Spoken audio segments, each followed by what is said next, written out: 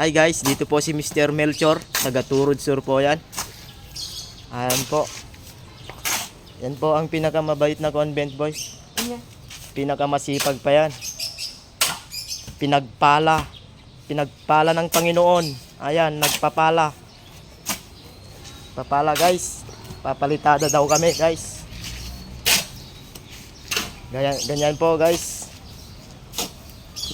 Gagawa kami ng mini Stone Kingdom guys. Ayan na guys, kinakargahan na po. Kinakarga na po ni Mr. Melchor. Yan.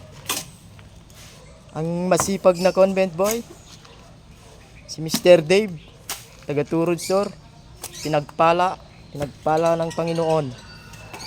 Mag-hi ka naman sa vlog natin. Ayan po, masipag po yan. Ayon. Hinawakan na ang kanyang bala.